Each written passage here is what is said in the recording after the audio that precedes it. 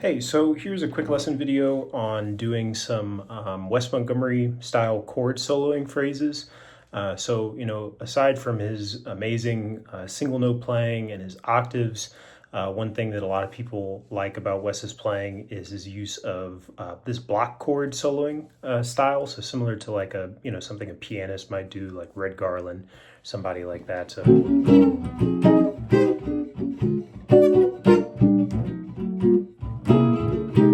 Those kinds of phrases. And really the way of creating those phrases is pretty simple, but ultimately, you want to be focused on the content. So I'm going to take a phrase over a major 7 chord. I'll do E flat major 7. And the phrase is going to sound like this. Right? So the idea with that is we have, thinking about the top note of this melody line, we have right over E flat major 7, so that's going to be 7 flat 7 6 flat 6 5, or D flat C B flat. So the B flat is kind of your target in that phrase. And the idea with the chord voicings is we have like this E flat major 7 or C minor 9 voicing, however you want to think of that. So B flat, E flat, G, and D. We have B flat diminished 7, so B flat, E, G, and D flat. Slide that down a half step to A diminished 7. And then we play like a sort of chordal voicing, right? So we have this, this chordal voicing is going to be A flat, D flat, G flat, and B natural or C flat. And then just slide that down a half step to G, C, F, and B flat, right? So, right? So the idea behind, the voicings that you choose for a phrase like that is you're going to have consonant notes or targets within the phrase, and also passing tones, right? So usually the rule of thumb is, any consonant pitch or a targeted pitch could be like a chord tone or could be a tension against the chord. You're going to just drop supportive stuff underneath that, right? So you want to use like drop 2 voicings usually, or stuff that's just easy to grab. So, for harmonizing the 7th on top of an E flat major 7 chord, that D natural, I just drop G, E flat, and B flat under that, right? So those are, super supportive notes to put under that give you a clear sound of, okay, this is E flat major 7, right? Passing tone with D flat, right? So that's our first outside of the scale note in the phrase.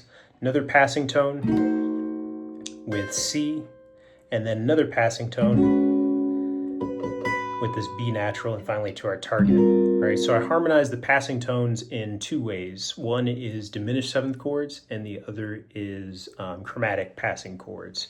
So here we have target, diminished, diminished, chromatic passing chord into your next target, right? There are a lot of different ways that you could harmonize this, and this is just something that I kind of arrived at by trial and error, because, with these chord soloing phrases, the hardest thing I think besides just getting the content is going to be playing it up to tempo, up to speed. So being able to play it at, like a reasonable tempo, rather than always having to go something like that. So I kind of reworked some of the voicings just to kind of lay under the fingers a little bit better. But another kind of alternate harmonization of this would be, right? So that C is, kind of a passing tone in the phrase, but it's also just a consonant note against the chord sound. So I could just put this like E flat major 6 voicing under it. So I have C, G, E flat, and B flat. And then here for B, I could maybe do this voicing. This is like a A flat minor 7 drop 2 into a G minor 7 drop 2, right? So that's A flat, E flat, G flat, B, down a half step to G, D, F, and B flat, right? But that one requires a lot of shifting, right? You can see my hand doing all this kind of stuff, which is hard to play up to tempo, so I arrived at this one, right? But I think experimenting with it and seeing just what's comfortable for your hands, because you don't really hear the sound of, like, you know, whether you're doing a diminished chord or a passing chord, passing chromatic chord or whatever. You just kind of hear the starting point and the ending point, right? Point A and point B. So I'd experiment with, you know, doing this sort of harmonization with regular single note phrases that you know, just, you know, apply them to that. Right? Right? You know, or would be another one.